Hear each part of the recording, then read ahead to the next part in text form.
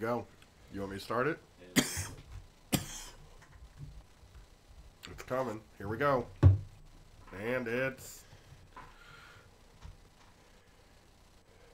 No, I turned the sound off. Sorry, guys. Hold on. I turned the sound off on my computer so nothing would come on during the show. We got to move it over to Jason's side.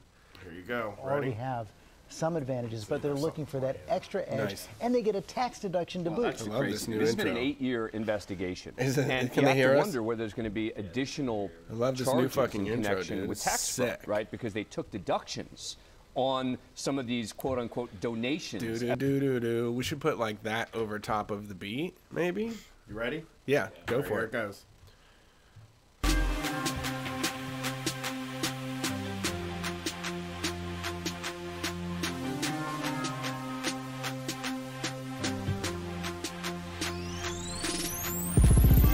Hey, Street Fighters, how you doing tonight? Having a good time, I hope. Welcome to the basement. We are down here. It's warmed up. I don't have my blanket on anymore. I am enjoying this weather today. I keep listening to that Lauryn Hill song, Everything is Everything, and the part where she says, after winter must come spring. I just keep listening to that and hope she's not lying. We are making it out a third winter here in Columbus, Ohio, but doing great. Hope you're ready to get in a street fight tonight. Every Wednesday we do this. For those of you that don't know who we are, my name is Brett Payne. My co-host is Brian Quimby. We are Street Fight Radio, the #1 anarcho-comedy radio show on any station across the nation. We've been doing it here out of Columbus, Ohio for like 8 years now, I think, is the number we're going with. We're going with 8. We take your calls every single week. We did upgrade the equipment.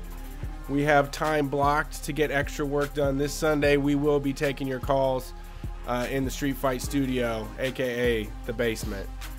Thanks for being here. We are going to have a few live shows. If you're interested in coming and seeing what we do live and sharing some of your stories live, we will be in Philadelphia on April 3rd at the Good Comedy Theater.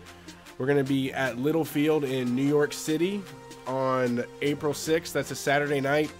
It's going to be a huge one. We're going to have Chapo in the house. We're going to have Leslie Lee in the house. We're going to have Katie Halper. Some other people, hopefully, we'll get to get some run-ins, maybe some interesting shit going on. On the 7th, Sunday night, we're going to watch WrestleMania with our favorite wrestling podcast, WrestleSplania. It's the Splania Mania. It's happening at Queens Brewery. It is a ticketed event. It's $5 to get in, but you can hang out with us for like 6 fucking hours. My phone's okay, folks. For those of you that cringe when you heard that sound. We're going to be in Portland, Maine. That one is, there's been a death in the family with someone involved with the thing, so now there has been a delay in that, but we are getting it together. Best wishes to the Aphodian Theater crew, but we're going to be in Portland, Maine, absolutely, on Wednesday, April 9th, at the Aphodian Theater. Boston is happening in maybe, kinda. It is definitely happening. It's probably going to happen on Friday, the 12th, is what I'm thinking now, is what we're trying to get final word on. But that is going to be a big show, and we're going to need a lot of people to show up, so get ready for it. Let's see. Last bonus show was with Matt Christman. That was Brian talking to Matt Christmas. If you want to hear some of that content, we just recorded a trailer show. So back in the day when Brian and I started doing radio, we would just watch trailers and then like review the movies as if we saw them. And usually just end up bullshitting about like the government and things instead of watching the movies. But we just did a rehash of that. So that's coming to the Patreon video link tier soon. That's as soon as tomorrow. I told Jake to post it tonight. We'll see if he does. Hustler's Handbook zine is happening soon. And then the History zine is going to come up right after that. The Hustler's Handbook is printed. That's going to get mailed in the next few days. You're going to get it at your house. So that's happening. We're on track to get everything caught up, and that is like the longest fucking intro I think I've ever done. But people ask me every time we go do shows, the day after we do a show, they're like, you should do a show in this city. And I'm like, I was just there 12 hours ago, you know? Yeah. I mean, that's what ends up happening to us is we do a city and then, but this time we're being good about promoting. So hopefully that means people will not do that this time. Yes, I think, be there. It's going to be awesome. That was a... Gumball's tearing up the damn house, if you didn't know that. Yeah, Gumball the cat is wreaking havoc. Nuts today. She wants to go outside. She needs to be outside. Yeah, I'm in shorts. Brian's in Got shorts. my new shorts. Barely shorts. They're shorts. They're capris. Don't be an old man. They're shorts. They're my shorts. Gumball is raising hell upstairs. I know.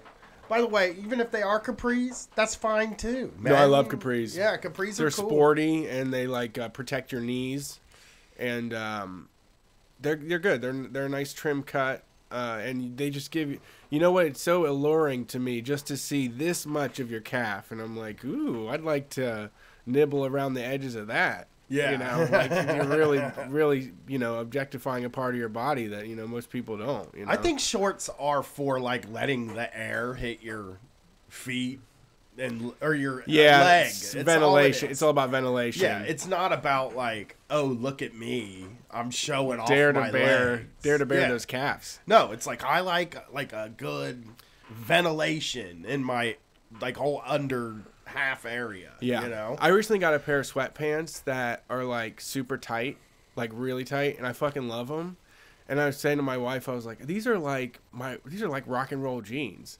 Yeah. And she was like, I don't even know what that fucking means. I'm like, it's just like jeans that you've lived in and have moved in every possible way, and it's comfortable, right? Yeah. It's broken in every direction. I was watching a movie with the wife and kid. We watched What We Do in the Shadows. Okay. Very much enjoyed the movie, but this isn't a review of the movie. Okay, There's good. a scene where they're trying clothes on, and one of the guys put on leather pants, and I said, I'm going to just get some. It's time Just for do me it. to just go out and Yeah. buy the leather pants. You know what my kid said? No. She's like, no, I don't want you wearing those. Which is, when you have a teenager, it then becomes that. Where Yeah, it's you don't they wanna- have dominion over everything. Yeah, you get passed around on the school Snapchat. You with with a vest and a leather pants on, just on the mic, talking shit. You got an eyebrow piercing finally. Yeah. Get the eyebrow piercing in the fucking leather pants, and I'll be like, what's wrong with your dad? Yeah. What happened to him? What I feel like, I don't know, the show's getting bigger and bigger, and I should be able to be more and more loose with my clothes, Sure. Risk taking. Okay. Because you want to be a why? trendsetter, yeah. Well, I mean, what's the point? You have no job. Yeah, there's no HR department you can get turned into. Right, and what's the point if you're not going to do Well, shit like that, right? Well, what's the point of, our job if I can't dress like a goofy idiot, Right, but you still are beholden to the opinions of mostly people in the 13 to 17 range. Seems to be who controls your life. They do control. If I bought the leather pants, I wouldn't wear them to that Taco Bell. For sure. Sure. I'd never go to that Yes. Taco Bell in those pants. Yeah. If I bought leather pants, so I'm going to my brother-in-law's concert this Saturday night. Okay. You want to have leather pants to put on. Right. He's in a rock band and they're in their 30s, so they're not the audience isn't super young. Sure. So if I show up to that in leather pants, You're the coolest guy in the room. yes. Okay. And that's all I really want to be. Smart. Yeah. I like it. You're the bravest guy in the room. Everybody's like, who's this fella? Who's this cock of the walk? Well, that's why when I put on these shorts yesterday, I bought these shorts 2 weeks ago. It was freezing cold. And I just started thinking my mom gave me $80 for my birthday, which was in January. But she gave me $80. You're hanging on. You have it still? No, I spent it immediately after she gave it to me on Lane Avenue at a restaurant, and I drove 5 blocks to Kohl's and bought a bunch of sweatpants and shorts. Yeah, they don't sell leather pants at Kohl's. No, I'm not gonna. That's the thing. But I will Get take secondhand one. Don't have new ones. Don't make them kill a new animal for it, please. I won't. I'll get pleather. I Go don't to really care. go to a used shop. Yeah. No, I don't care if they're real leather or anything. I like the look. But pleather is a bad fake The leather is a look. real bad look. But if it you don't looks care, like the regular leather, then Okay. that's what matters, Okay, right? It's sure. the look. I don't it's care. just that, yeah. Well, I just want What's to the top? look What's the top? confident. I'm just so I'm like T-shirt. t-shirt on top. Or flannel. Like- T-shirt with flannel, maybe. And leather pants. I'm wearing sweatpants and too boots, much. right? Because I'm depressed lately, yeah. you know? Sometimes people are like, wow, you're really dressed up. And I'm like, I live in my house all the time. Sometimes I never leave. And if I do, I walk 1/2 mile to my kid's school and come right back home, scuttle back home, and am stuck in the same loungewear that I've been sweating in all week long. Yes. My mantra this winter has been same clothes, different day. Yes. Yeah. Pretty much. Yeah. Just and put it's on like, the same old comfortable ass thing and make it through. I just keep buying sweats, and I'm just like, it's cold. I'm not doing anything. Be comfortable. Sweats are a sin. They'll take over your whole closet. They do too. I got a ton of sweats now. Yeah. But so I bought these shorts because I was like, it's time to get shorts to wear outside. I'm not gonna wear cargo shorts because 40-year-old white guy with a teenage daughter. If I wear cargo shorts, it becomes something. Yeah, it's else. not a good choice for you. Yeah. It's not the same as when I wore cargo shorts back in the early 2000s. I put on my cargo shorts, and it was like, oh, this guy's probably carrying around some cargo. Right. He has like a big sack of weed or something in there. But now you see it, and it's just like, oh, this is just the dad with the cargo shorts. Yeah, this is somebody that their wife shops for them. Right. So I bought these shorts, and I realized, nice. Okay, they're long. My wife made a comment about them, which made me only like them more. It was like I don't know if it was a positive comment, but it was just like when she said whatever she said, it's like, you know what? I love them even more now. Wow. She's like, those are capris. And I was like, well, I love my capris. Yeah. You were turning on a dime, just showing off those calf muscles, like elongating them. Yeah, don't tell me. My style is impeccable. So I'm going to take more risks this summer. No, you look like... I look good today. Yeah. I shaved. I put on the long shorts. And I look good. You look like you could deal drugs. I know. I look cool as shit. So that's a new thing with me. I have something. Me and my wife solved an issue earlier today because at my exit, there is a very popular gas station that's like pretty much the central hub of the community as far as I can tell because it takes forever and you never know what you're going to see. But there's a guy walking past us. He just looks like a little down on his luck guy or whatever. And he is wearing a vest that from Harley Davidson motorcycles. That's cool. And I was like, this guy fucking loves those things so goddamn much. Was he driving one? He was walking. Well, okay. And so we need a program for people that wear the patch. We need to like get into those motorcycle collections and blow the fucking carburetors out and get those things running and start getting guys on them and gals and the NB pals too. Right. Some kind of fucking like Jay Leno has like 40 of them. And it's like, give him one. Man. He had to walk to the damn gas station. I know. Jay Leno don't need any of them. No. Fucking Jay Leno, you get one. Right. You get one hot rod. The rest of them, museum or let people drive them. Really, I'm not all for.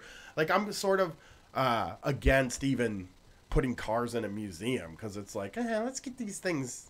I guess we want less. I want less cars. Yeah, motorcycles are better than gas. I walked through a car show today. Ooh, at the convention. I haven't been in one forever. You got into the free section or the whole thing? Yeah, I only go to the free section. Right. You know why I go to the convention center so much? You can pee for free there. Ooh, that's great. Good tip. No money. Yeah. You just walk in there, you pee, you don't have to buy anything, and nobody asks you any questions about it. They got Starbucks in there. It's like a pretty nice setup thing, but there's cars in there right now. Like Mustangs and shit. Nice. And I'm like looking Mustangs. at them, I'm like, God, these cars kick ass. Then there's this whole section, right? A huge fucking section, okay?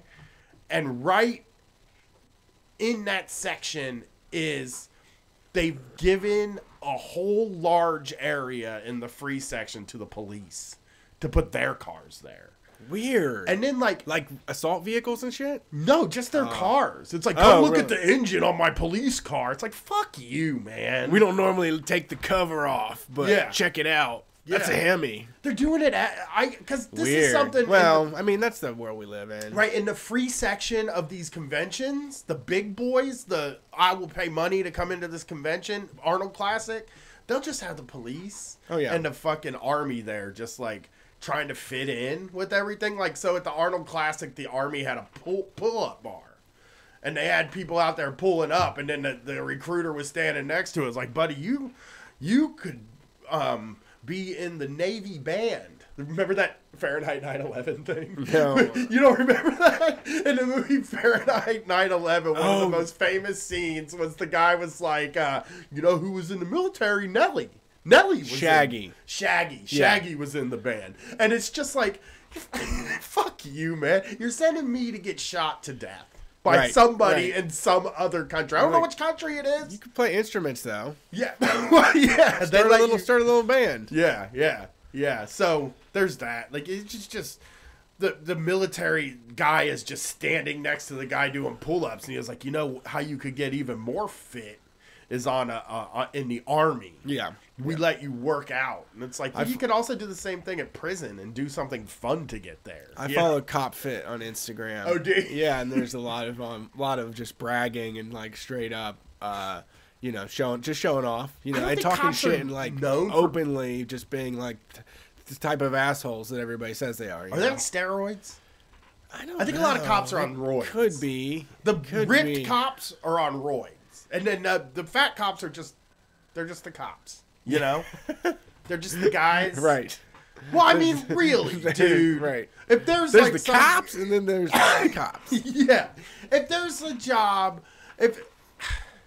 well, I mean, there's a lot of different ways that you can be an asshole in the government, and some people want to chase people down, and some people just want to say, nope, you parked there too long, or stand in the middle of traffic and scream at people. Yeah. Yeah, and the scream at people are the more out of shape. Because I don't know how you do it out of shape, dude. I don't know how these guys I'm more fit than some cops, right? Yeah. There are cops that if you put me and him on a treadmill and did a physical fitness challenge with them, I would win. Okay. Right? I lead a healthier life than some of those guys. And like, so how's that? Like, how are they even doing it? Like, I don't know.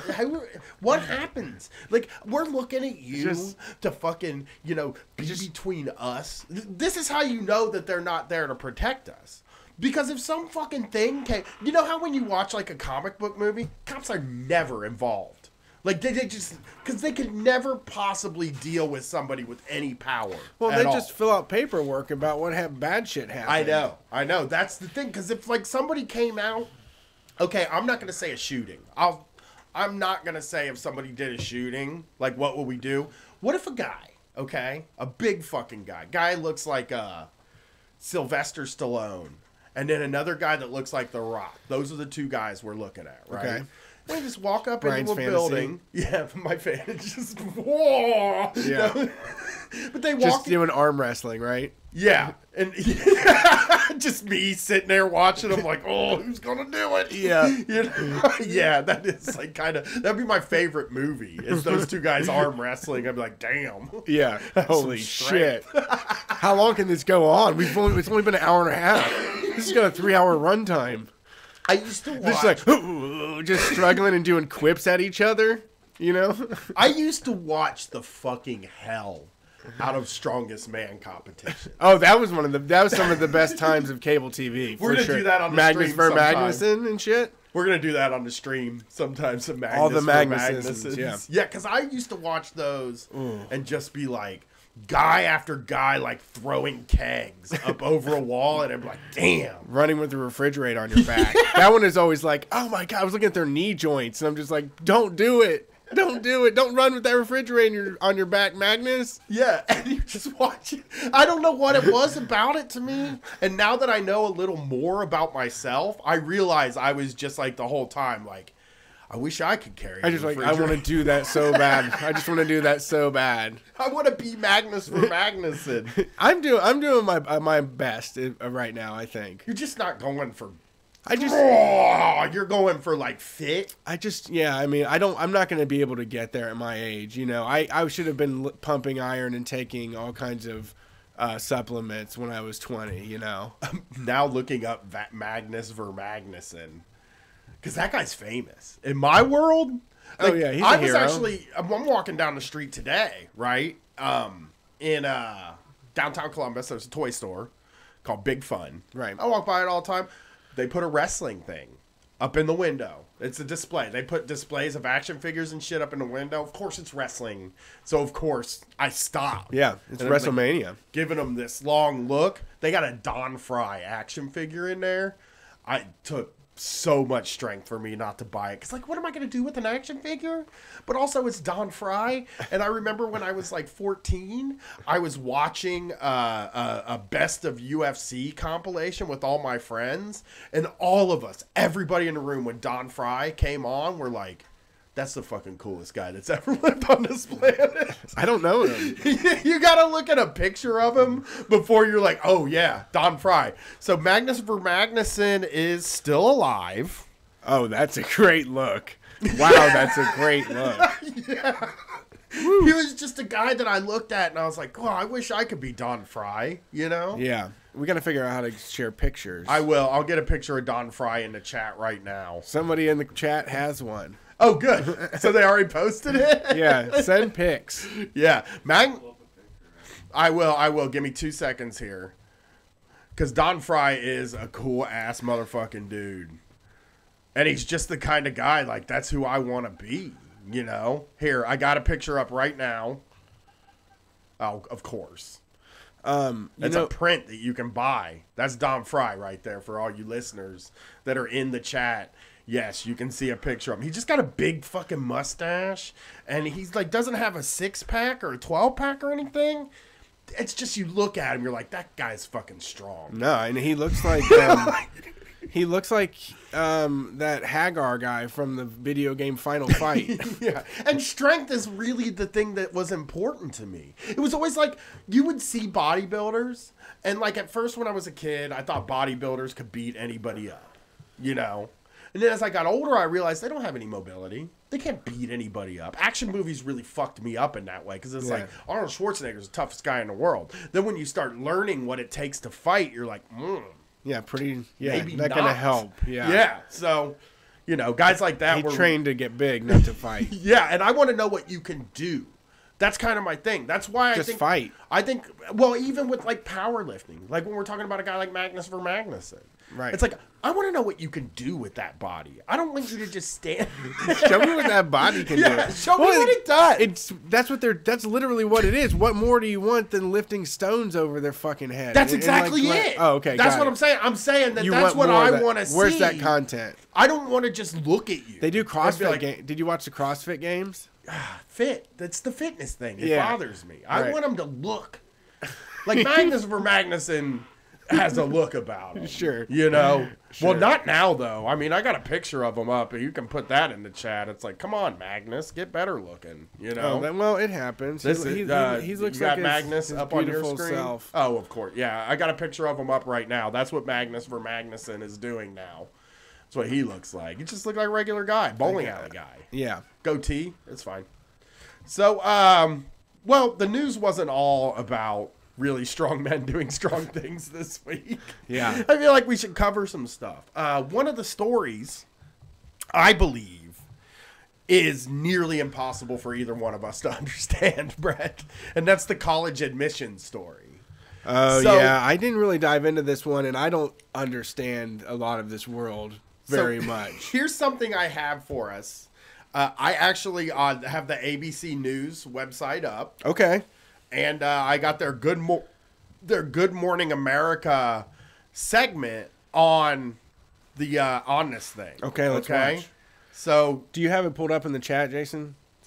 So they can see, can the chat don't worry see? about it because it'll just be noise. Oh. I don't want to show it because I want to be able to do shit with my computer while Got it's it. playing. Got it. You ready? Yeah. All right, we're gonna just listen to this. We'll probably stop it a few times, and me and Brett will try to make sense of it. Here we go. Oh yeah. Okay. Buffering Buffering. The internet. College entrance scam. Oh, shit. $25 million.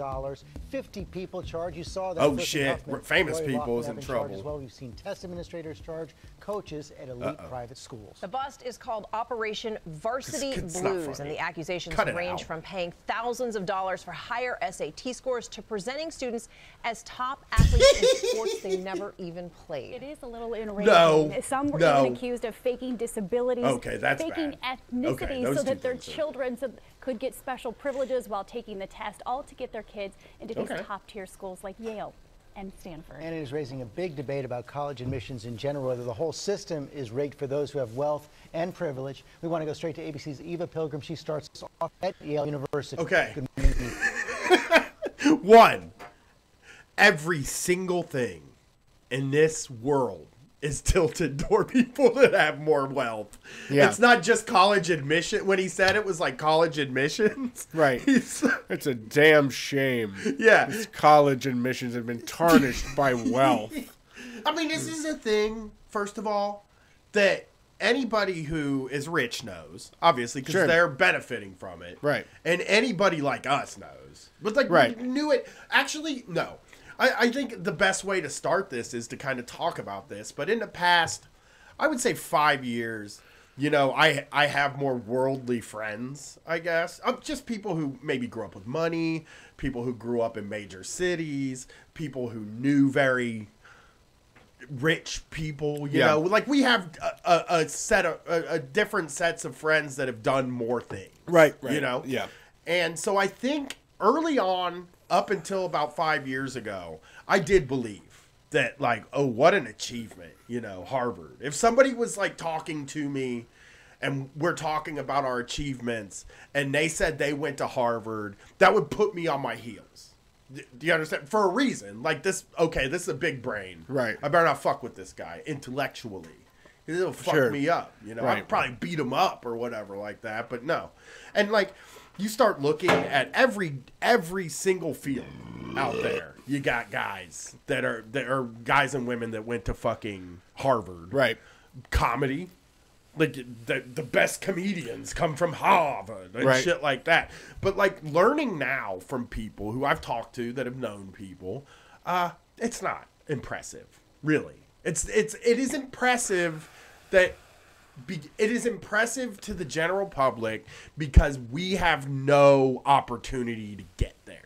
Yeah. To Harvard or Yale. Like there's just the doors are closed for It's us a no matter how well we do. It's a separate society. Me Yeah. and my wife have been talking about this in like private school shit because like the private schools are treated as like these advanced places for arts and all these other things, but the kids in public school have all the same qualities and can do the same thing if there was the same opportunities available, you know? Right, and well, and then they you're are- supposed and to, they already are too. and you're supposed to be like, oh, I'm gonna I know it's wrong, but I'll put my kid in a private school anyway. Right. That kind of attitude. Because I know so many.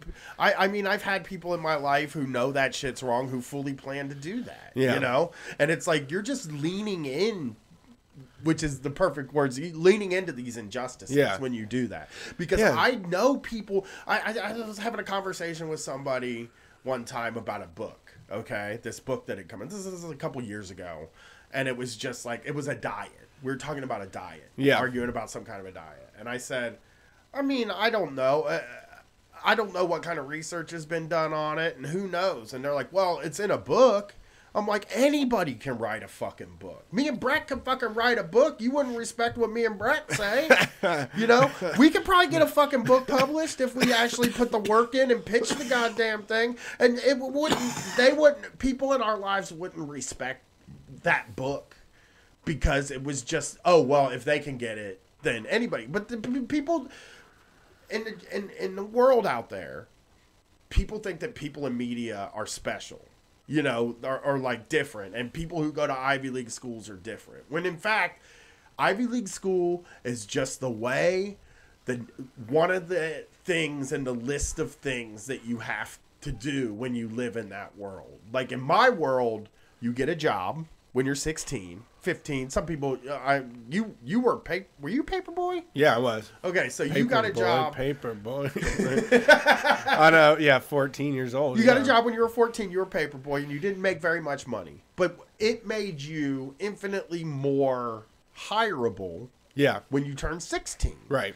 Where you then, where did you go after that? Fazoli's. So you go to Fazoli's. Italian food fast. Right. And once you have that job, there is another tier of job. I got into a kitchen after that. It was like six months of that, and then a friend of mine was like, I work at All-Star Cafe. I'm like, get me in there. So now you've had 3 jobs, and you want to do the next tier of job in your world, and that's warehouse, right? And you end up in a warehouse. Once you burn yourself out in a warehouse, you finally get yourself into an office, and that is where kind of the promise of what we're going to be ends usually. Like we get into an office, we get into some corporation that's not going to notice us and fire us after a little while. We can hide out there, and that's the way our lives are supposed to play out.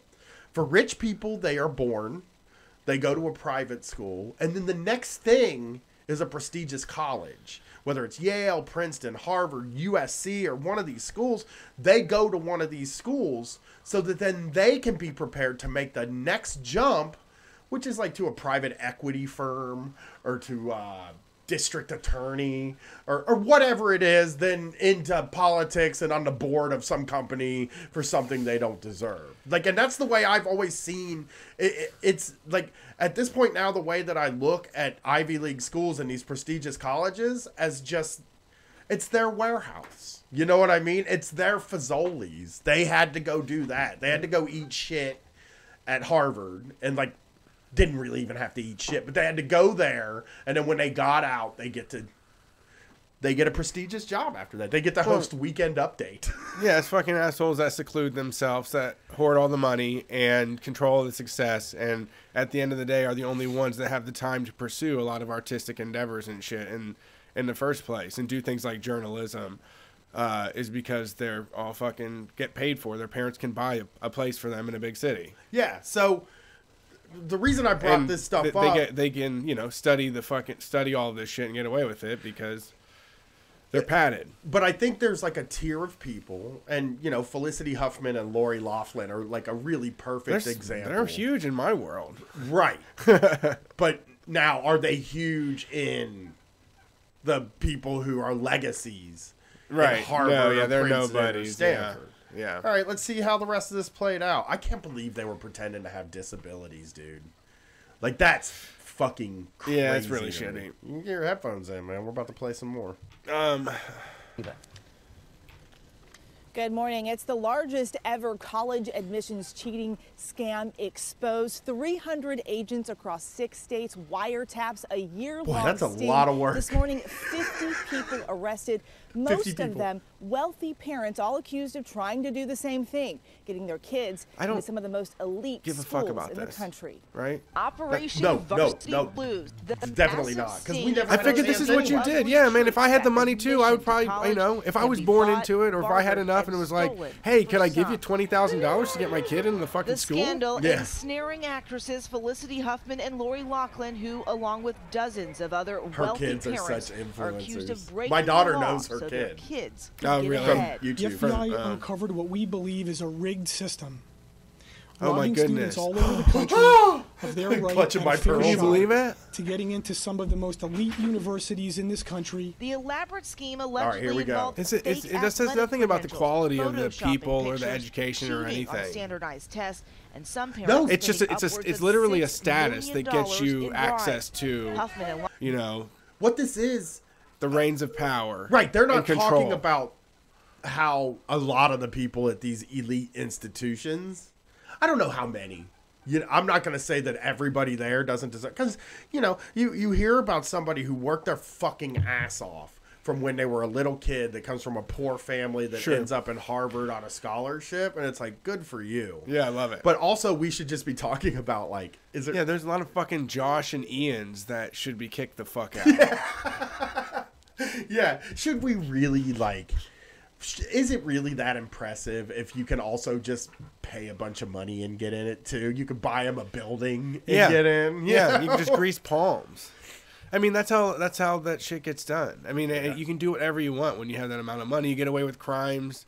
This is established. I mean, you know, there's been a big theme this week of like horrible job ads where people have been showing the kind of fucking awful shit. And this is like so relevant to it because this is just them like actually just saying out loud, like, I mean, this is what the university is. This is what elite education is, right? Right, yeah. You didn't get in not because you probably wouldn't be a good student, but because you weren't willing to find the right person to register, you know, you as an you know, indigenous person or something. Yeah, let's Laughlin, just 2 of 33 parents facing felony charges after allegedly these doing just aren't the rich whatever people it I takes even to care get if their they go kids after, into top you know? schools like Yale, Wake Forest, Look at these schools. Georgetown, and the University of Southern And California. it says you know, and it says nothing about. You pretending you're above that? I got my checkbook. Huffman stands accused of paying $15,000 to bribe an SAT administrator, while Laughlin and her husband, Massimo Giannoli, That's allegedly Massimo. put That's up the Massimo. $500,000 in shirts. exchange for getting their 2 daughters recruited to From the the shirts? USC crew Yeah. team. He even did though that? they did not participate. married to Lori Massimo Loughlin. Shorts did that. That's Lori Loughlin's husband. Oh, don't go. Hey, don't. He's a simple surfwear maker. You know, he just wants his kid to have a good education. Now Brett's mad because it's it's the woman from Someone Full I House trusted. and Massimo. I know, right? Don't fuck with them. They're fine. They earn their money. You know, they did they made good shit. You know, $15,000 is one of them, and I think that's one of the things, dude. Somebody that can. That's an insane amount of money. To me and you. Yeah, I know, but not to them. But yes. Yeah, $15,000. I think to the people that are involved in admissions and stuff this is of like these places. Bags. I know somebody that bought bags that cost that much. Right. I think they're insulted by it though. You shouldn't be able to just get into Harvard with $15,000. Yeah, that makes sense. You know what I mean? I mean, yeah, you got to run a cool club. Yeah. In crew. At the center of the scandal This guy. is this That's my man, guy. William Singer, a businessman Cool who ran dude. the Edge College and Career Network, also known as The Key, pleading guilty to Why they give charges college including stuff money such laundering creep and names like The obstruction Key of and justice. Skull and Bones Singer, and now shit. a College is cooperating fucked. witness. In one it's phone these call, freaky authorities deakies, not listened as Singer college. told Yeah. one parent how it all worked, Edge. saying, Oh, here we go. "There's a front door, which means you get in on your own. The boo. back door is through institutional advancement, which is 10 times as much money. And I've created this side So door." he was like- Prosecutors say that side door included $25 million in Okay. bribes and a web of Cool. lies. Fake That's disabilities, bad. those fake athletic fake credentials athletic highlighted credentials with is funny. Photoshop pictures. Oh, he did and fake Photoshop scores on pictures? college entrance exams like the ACT and SAT. The scheme included controlled private test centers where a stand-in could take the test or a test administrator could coach or change the Yeah, answers. that is so Singer tight. allegedly You can do that also if you have a bunch bribed of money? coaches on behalf of parents to It's designate like, hey, children tell for me the admission answer. spots Like, for recruits, slide $100 bill, pretending the but tell me students the were answer. accomplished Let's do a athletes. GoFundMe In one instance, for a $20,000 parent sending and then this take the photo SATs showing and their do daughter perfect playing score. water No, polo let's in get high Gwen into school, an Ivy but League in fact, school. the Okay, photo okay. was another student. A that's wiretap fucked. transcript details a father and Oh, here we Singer go, here we go. creating a plan to trick USC into thinking his son was a football kicker. Okay. The Oh, father like it. laughing, telling Singer, "That's just totally hilarious," admitting his son's high school doesn't have a football team. Prosecutors say the bribes hidden, disguised as charitable donations to what? Key Worldwide Foundation. The Key, Singer's man, look at that nonprofit. shit. A tax write-off. Scary. That's scary. Parents of Oh, a students tax who applied write-off, to those too. It was a schools write-off. but did not get in, Motherfuckers were reacting writing them overnight. off with- One tweeting There's a makes bunch of me people feel good locked in that a my son basement was with a key hanging waitlisted from at the Stanford ceiling. and Rensselaer Poly. He did it on his own, but probably lost out to one Oh, of these well, kids. okay, Those Rural kids' Girl parents 22. now facing jail time include real estate moguls, Oh, no. wine vineyards, Not a owners, single and one. mentors Not like a Todd Blake, vineyard, who tweeted Eric. his excitement over his daughter's admission Todd to USC. Blake. These fucking And trend people, they are expert so Jane Buckingham, convoluted, who and they're posted ruining their lives with this their money. inspiring Instagram message last She spring. posted it. Don't cheat, it reads. the students are not facing any charges at But this people time. are looking at them Investigators say sideways, like, most the of whole them time. had no idea what their parents This whole thing did is to bullshit. help They them should just get into take their away top these people's schools, money. George. Just get Most, rid of but this not shit. all, and This either. is This just is not the end of the nonsense. story.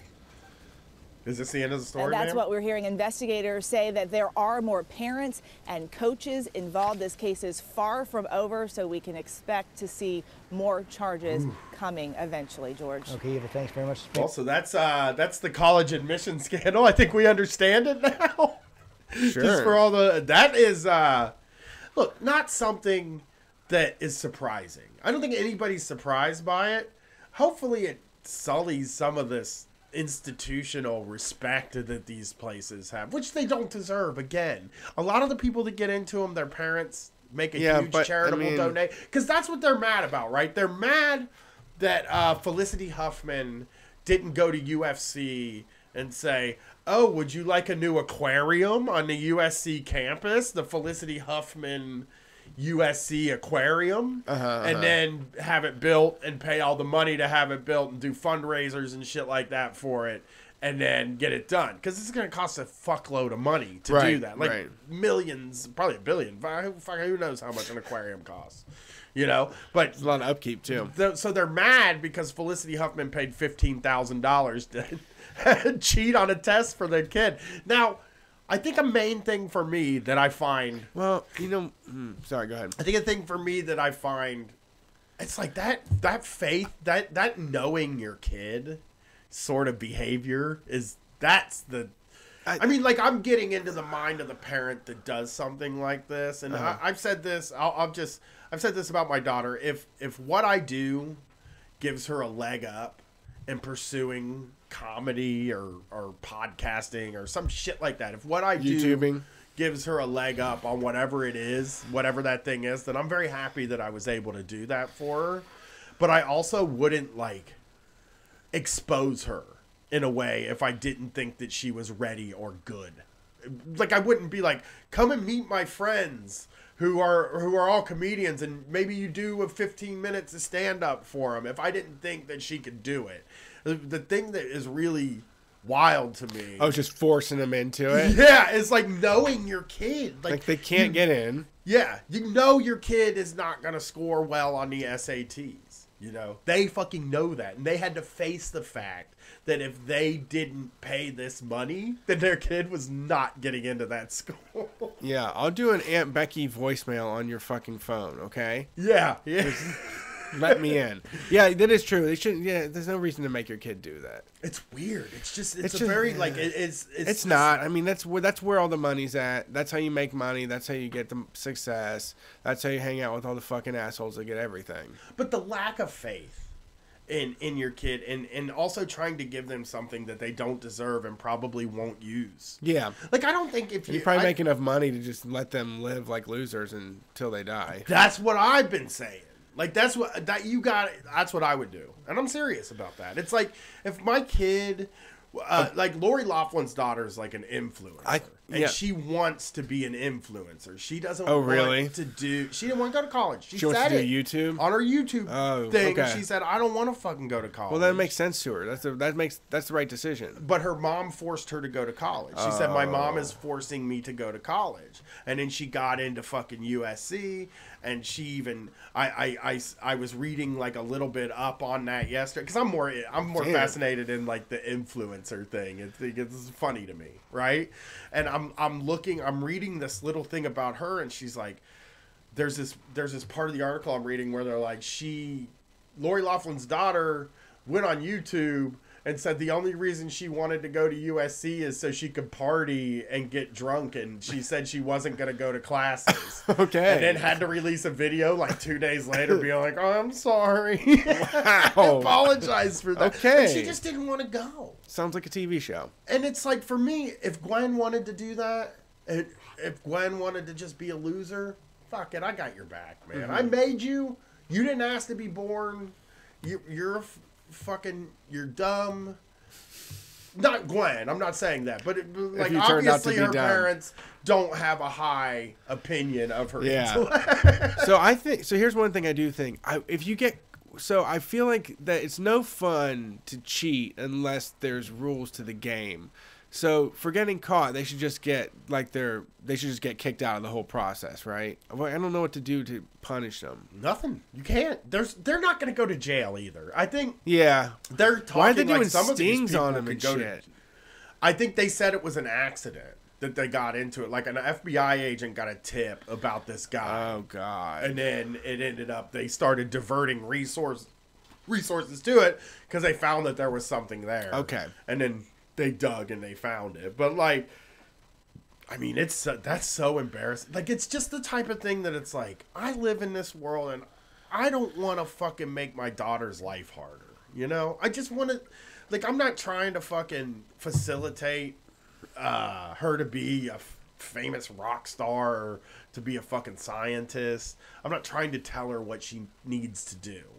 I'm just trying to not make it harder by like being who I am, and like that. It's like the Hippocratic oath that it's the do no harm thing. That's all I'm trying to do here, man.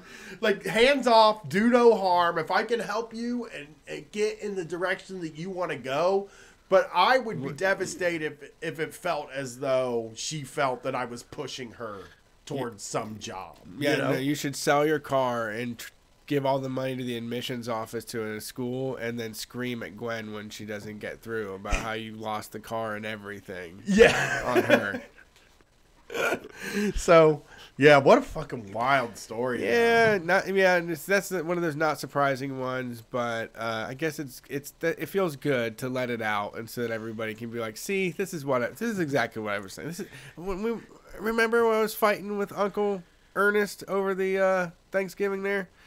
That's all I was trying to say. Right, but Uncle Ernest probably thinks that nobody gets into those schools either. Sure. But still respects a Harvard But he still grad, does, yeah. You know? They just ain't like, they really do respect the upper crust. I mean, they think we're not like them. Well, they don't want them to get taxed more. They're like, don't tax them more. They'll leave. They'll leave. They're brilliant. They come up with all kinds of newfangled ideas. It's incredible.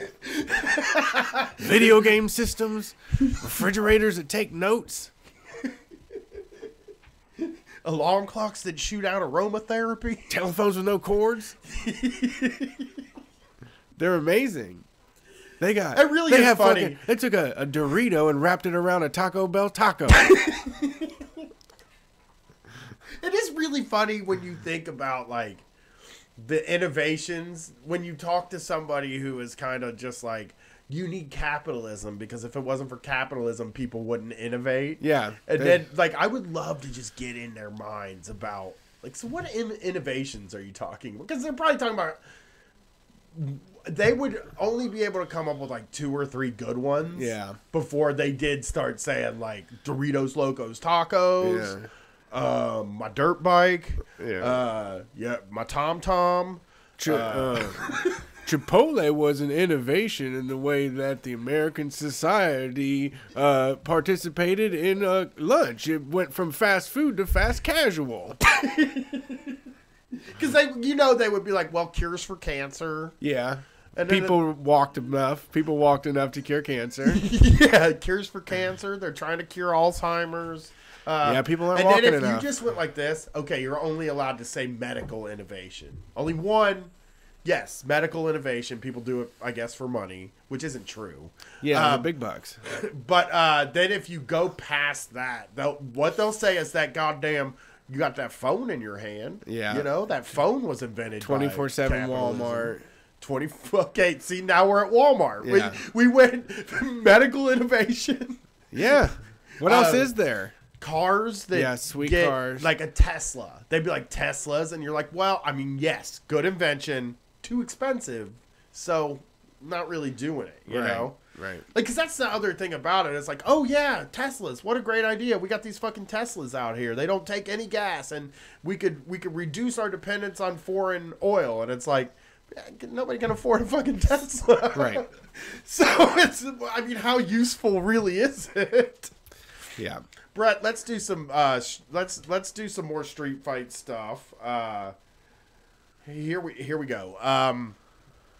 This is from Inc.com, and you sent this to me, and it's by Jeff Hayden.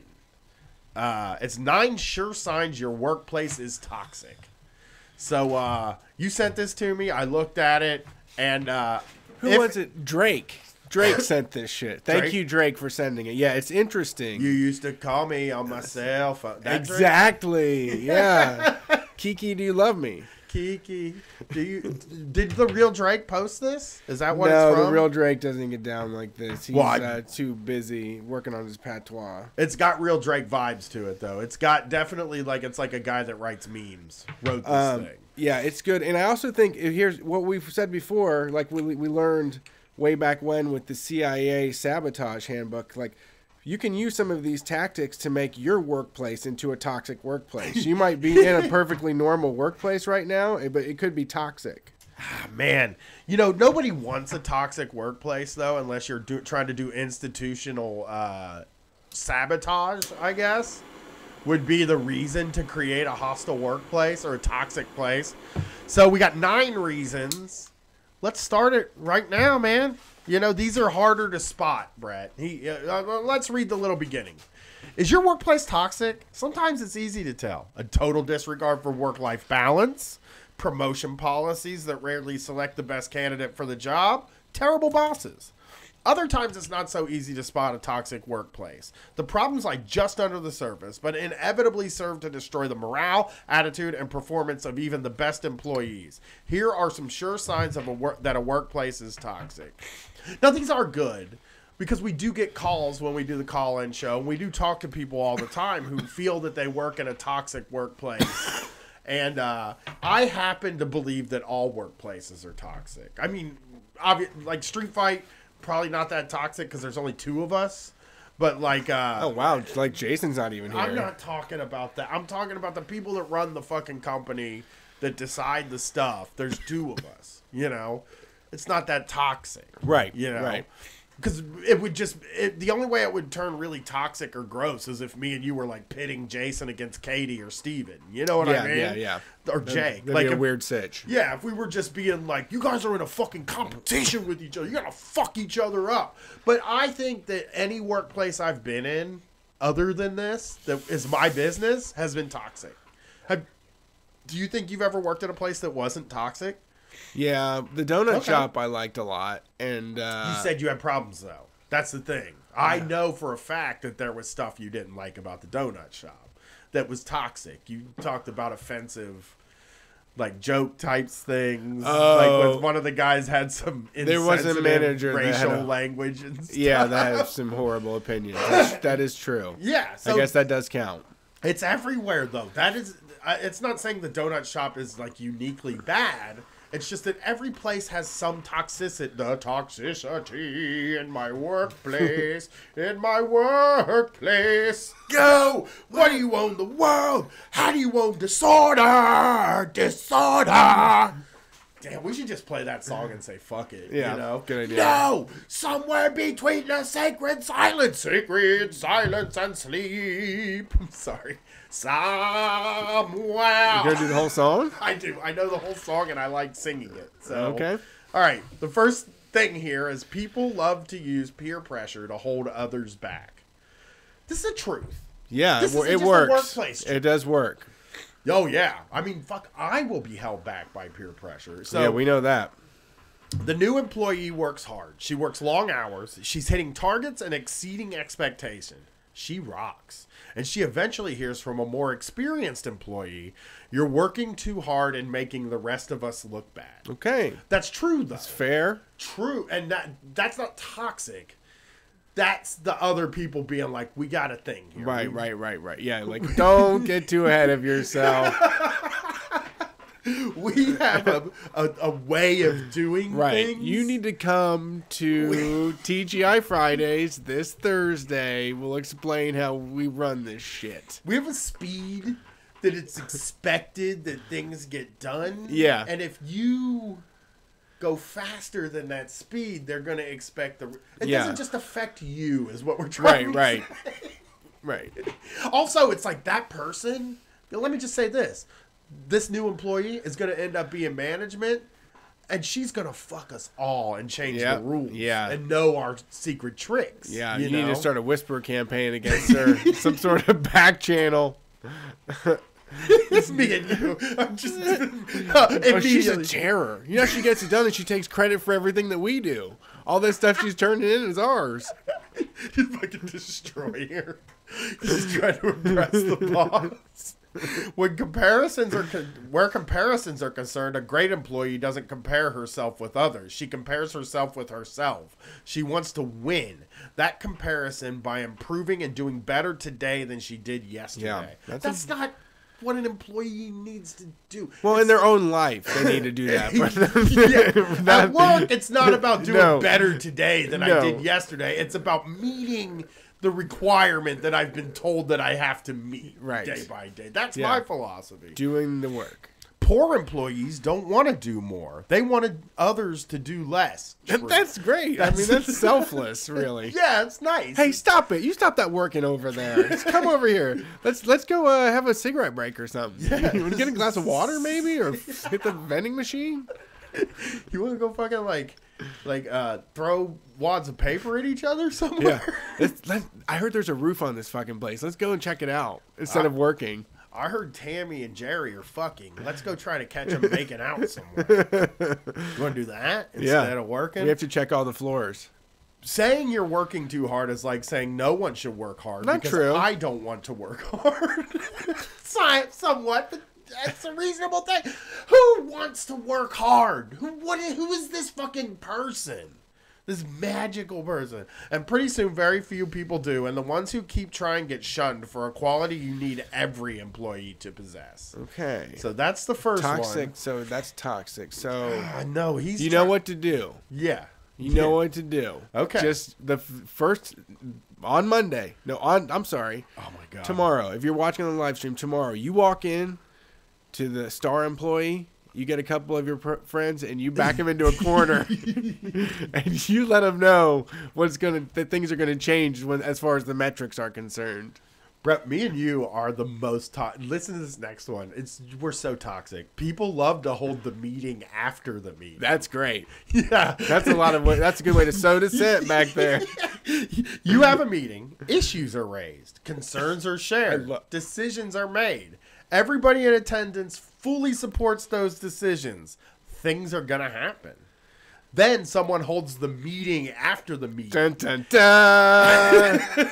Now she talks about issues she didn't share earlier with the group. Now he disagrees with the decisions made. This is great. This is a good way to fuck up everything. God, it's perfect. So my thing too was to on the way out of the meeting. What do you? Man. Hey, come over here. Come over. No, not you. Not you. Bye, Steven. Bye, good worker. Bye, good worker. Yeah, new employee. You go fucking work. Or what do you make of this? What do you make of this shit? What are we going to do about this?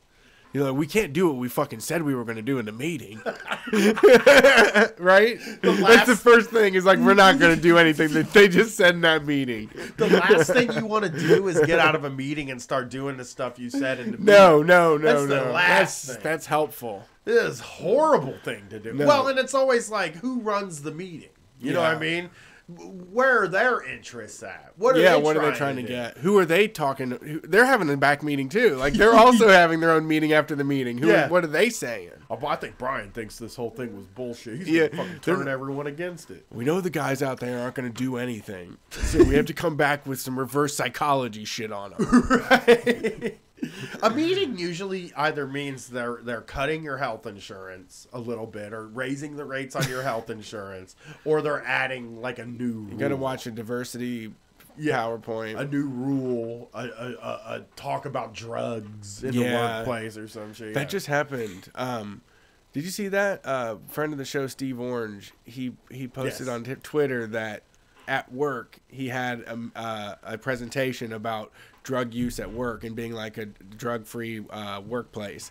And the woman in the presentation said that when she was young, 6 people in Columbus, Ohio smoked so much weed and stared at the sun for so long that they went blind. Yeah, that's cool. That's great. I love that. It makes it seem cooler. Blind, you're like, man, this fucking shit will take your sight, man. So then now he disagrees. So sometimes they even say to their teams, look, I think this is a terrible idea, but we've been told to do it. So I guess we need to give it a shot. That is every time. Begrudgingly. Begrudgingly do everything. Just say, I wouldn't fucking do it this way, but It's always a bad fucking idea. Like this Yeah, doesn't you're always account- being told to do stupid shit. Right. This doesn't account for the fact that almost every time I've been to a meeting with the people like above me that don't do my job, almost every time it's been something stupid that if we did that it would suck. You know? Right. And now what's going to happen? Never will. Waiting till after a meeting to say I'm not going to support that is like saying I'll agree to anything that doesn't mean I'll actually do it. I'll even work against it. These people need to work somewhere else. Well, I mean, Okay. There's so many of us. Yeah. Number 3. People love to let Joe be Joe. Okay, yeah. I'm Brian. Let by the Brian, way. he's Brian. Just I'm let him be Brian. So Joe. Maybe a top salesperson treats people badly, or a great engineer is always rude during meetings, or a manager who constantly says things no one should be allowed to say in the workplace. Great organizations deal with those behaviors. Toxic organizations allow them. After all, that's just Joe being Joe, right? Yeah. Actually, that's a company saying, even though we should address this issue, we're not going to. Yeah, I have to say I do not like the sound of this Joe fellow. I don't like Joe. I think this is a toxic workplace. I think we have identified one place is don't let the Joes hang out. Well, listen, they added a few things. Like, if Joe's a pervert, yeah. No, I don't Joe's want Joe gotta being go. Joe. Joe's if gotta Joe's go. racist, I don't want Joe to be Joe. But if Joe's just grumpy, Right. it's like, come on. It's just Right. Joe. Or yeah. We all grow up, we all know grumpy people. It's fine. We can all live. Joe needs a job, Brett. Sure. Too, you know? Some people shouldn't be And again- grumpalumps all the time. Or like maybe Joe, like they said in the meeting, it's like Joe isn't good in meetings. It's like maybe they're just saying that Joe brings up like maybe we shouldn't do this. Sure. Like Joe's the guy that in the meeting is like, Actually why says is this it. going on? And like, oh, Joe. Right. And then they just steamroll him and move on. Like a Right. lot of this stuff about being negative is just about people raising concerns. Sure, and stuff sure. like that. Yeah. Okay. People love to act as if they've already paid their dues. Yeah, who hasn't? Well, I mean, for me, it's like, why would you want to pay your dues? I Like, made it's it all the way here. the worst. People did great things last year, last month, or even yesterday. You're appreciative. You're grateful. Still, today is a new day. Dues aren't paid. Dues get paid. That is true. The only real measure of any employee's value is the tangible contribution he or she makes on a daily basis. Yeah. this Saying is- I've paid my dues is like saying I no longer need to work as hard, and suddenly, before you know it, other employees start feeling like they've earned the right to This coast is, sounds too. perfect. No, this is great. What you should do is that actually every day when you go to work, you should buy a stamp from a union and put that on a card, and then that's how your union dues are paid.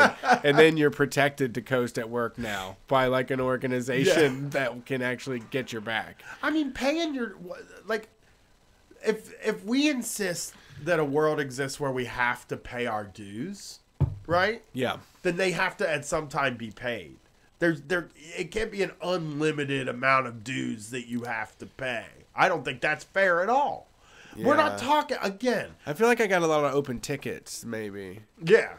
Well, we're not talking about this job. What that is we this do. job? Well, yeah, well, I don't know. We're talking about like if you work at the fucking Macy's. Right. You work at Macy's, you bust your fucking ass. You work on that sales If you floor. do- you sell the shit out of them. You gotta do Nautica it. You jeans. probably gotta do a Christmas though. Too. That's the due you gotta pay. Oh yeah, you're working Christmas. You gotta earn You're that. fucking selling the jeans. You're going crazy selling like housewares and shit like that. Right.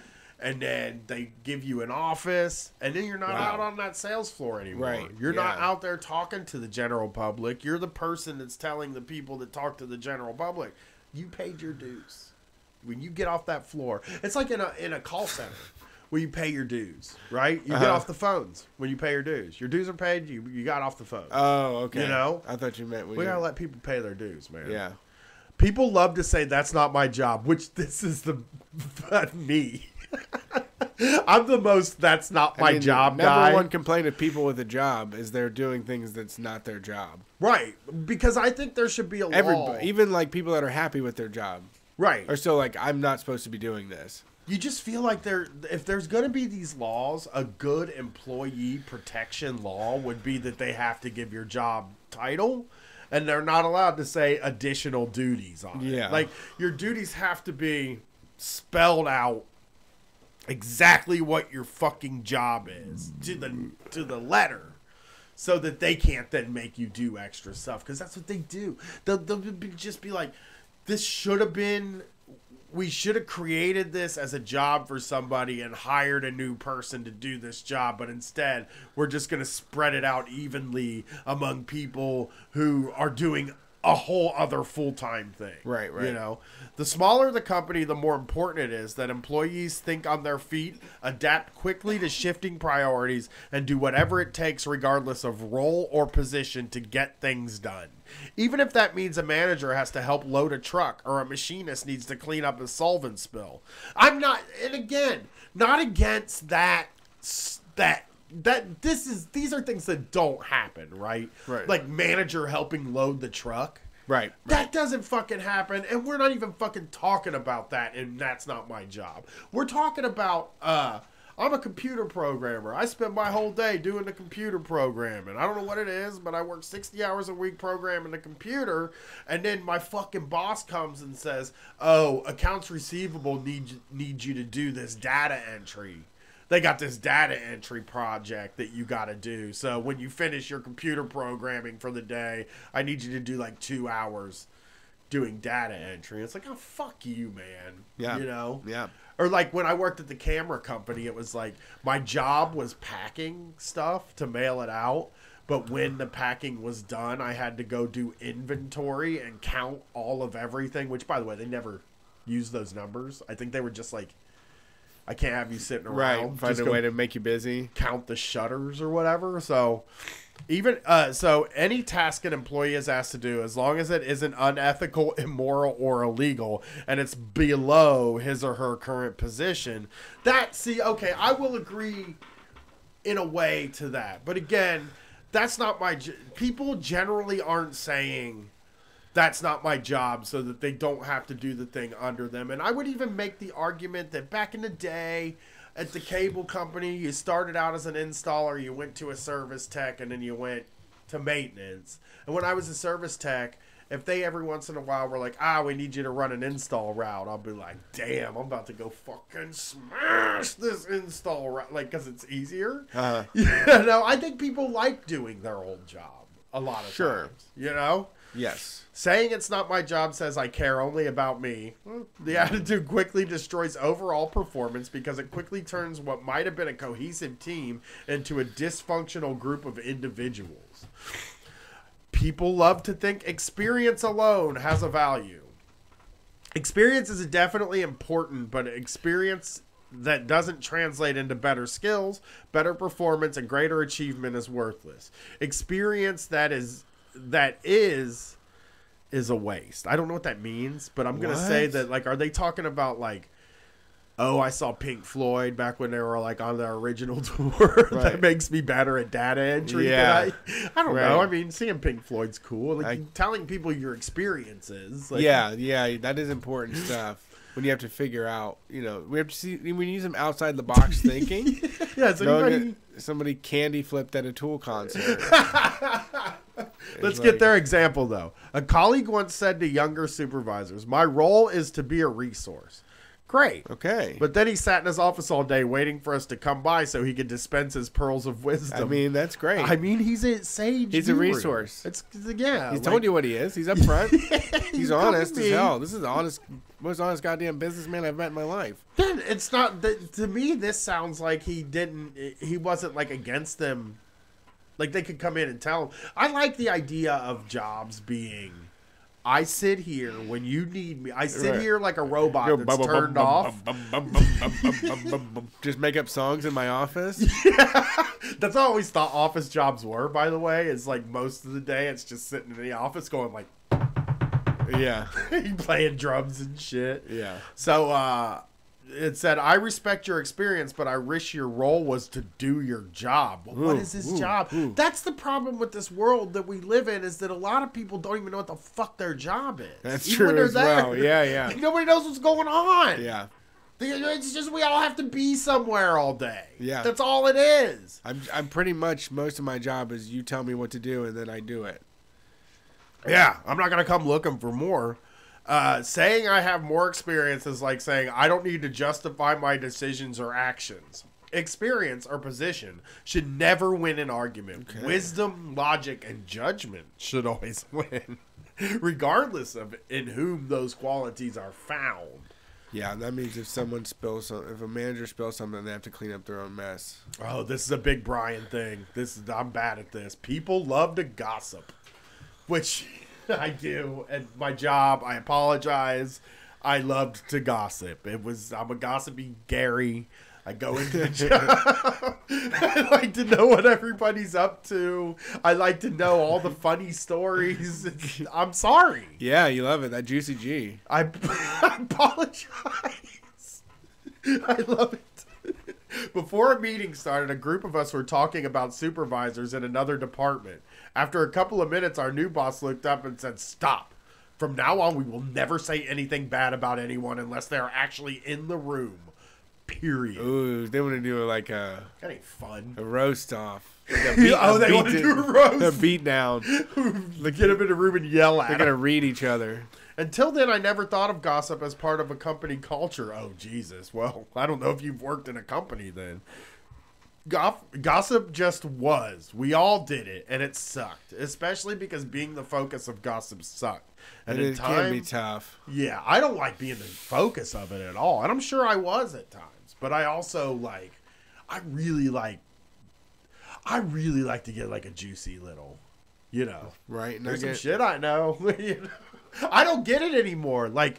Yeah, we don't have enough gossip. What can we say about Jason? Let's say that Jason and Steven said that Katie's being an asshole when she's booking this. I'll, tell somebody else. I'll send Jake a text and be like, Jason been telling me that Katie's really hard to work. Why are you targeting your wife? Well, that's the other employee. Oh, okay. This is a woman in the organization. You're trying to toughen her up? Trying to toughen her up. Trying to make this a fucking tougher, leaner, meaner organization here. Right. Gossip. Well, maybe we'll gossip about Jason. Okay. Being the wife, be like, "What's Jason?" She's like, I was like, "Jason's over there while we're doing a podcast, just fucking leveling up his EverQuest character." He does level up EverQuest, but that's fine. Yeah. Saying, "Did you hear what Joe did?" is like saying, "I have nothing better to do than talk about other people." I love it. I love it. Do too. Everybody's flaws, when you look at everybody else's flaws, they're just so easy to point out. I know. It's just like you can just, anybody you name, you can just but damn, they need to fix this with their fucking life, right? There was this guy at the cable company I worked with, and he was really into sci-fi movies, and he didn't hang out with any of the other people there or anything. And all the guys that I worked with, I one time worked with them, and I was like, I'm gonna be friends, because they all hated this guy, and of course everybody thought he was gay. He wasn't, which was the gossip when I found out. I was like, this guy, somebody told me, it was like, this guy fucks, but I worked, so I tried to be his friend, because I didn't want to be part of homophobia. Sure. You know what I mean? I didn't want to dislike somebody because but he wasn't gay, which that's really weird. Did you bring it up in an awkward way? I didn't bring it up. Okay, good, no. good. But I was working with him one day, and I started talking to him about music, and he was like, "Oh, I don't like music." So I started talking to him about books, and he was like, "Oh, I don't like books." Okay. So then I started talking to him about TV, and he said he didn't like TV, and I was just like, That's what, man? wild. Maybe that's why you don't have any friends. Yeah, I found it out. You don't have. I don't know what to talk to you about. Right. So that was a weird situation, though. Yeah. One weird guy. Gossip is funny. Gossip is good. Okay, there's two more left here. People love to grab the glory. I think it's funny when people do that, though, but I think that's because of sitcoms have done it. Because I think it's funny when somebody doesn't do anything on a project and then they just pop in. I did a project in college, which I was in charge of, right? About a book. I had to read this book, and me and this other person did the whole project. And then once the project was done, one of the people that didn't do a fucking tiny even bit of work was like, I'll do the presenting, you know, I'll do all the talking up in front of them. Really? Yes, and they did. I'm the mouthpiece? Yeah. I just was like, baller fucking move, man. You know, steal that glory, right? I guess. You know, this is a really good report we just did. We all wrote it. I mean, we got a good score and everything, but... And, of course, you got a true dyed-in-the-wool performer up there. I did end up coming out and, like, overstaging. Oh, wow. I'm better at the whole thing. You kicked his ass?